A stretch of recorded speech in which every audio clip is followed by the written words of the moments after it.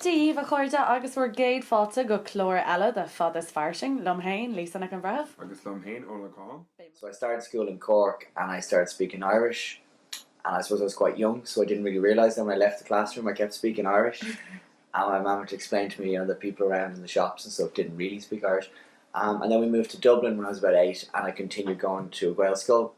And then when I went to secondary school, which is high school, I ended up going to an English-speaking school. So I kept up speaking Irish, but only in my Irish class. One thing I was finding is, I had no opportunity to speak Irish anywhere other than in that Irish class. By chance got into LENIHAN, but it was really good because if I hadn't found out about LENIHAN, I probably wouldn't be able to speak Irish anymore.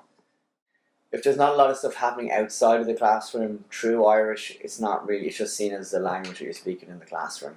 Even if you go to a Gael school, they said that Irish would become, they just wanted to switch to Irish being the main language, but they didn't really, that was back in the 30s and stuff like that. But they just did that by suddenly telling everyone they had to learn Irish.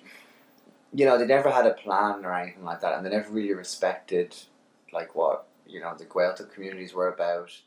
I used to teach Irish to adults, and it can be a really interesting experience in how they tell you all of these things that they associate with the Irish language, and being really harshly punished in schools, and they sort of wrap it all up together with the Irish language. I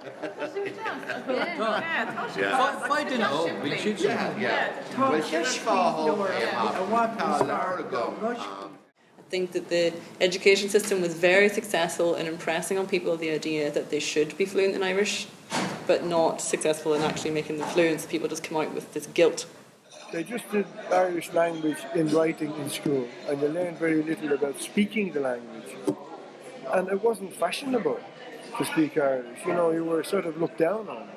People tried to hide the language because you wouldn't get a job either if you couldn't speak English.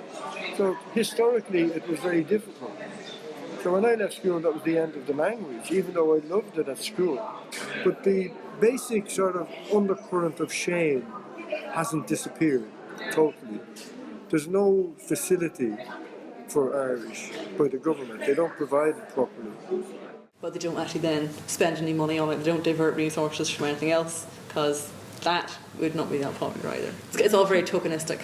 We would call it the bail bra of the government, the sort of officially friendly and positive attitude towards the Irish language, but de facto reluctance, lack of energy behind implementation of policy.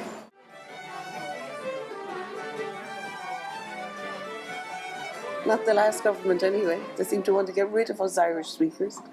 Everybody from the island has Irish, and even people who move here from other countries attempt to learn a certain amount of Irish.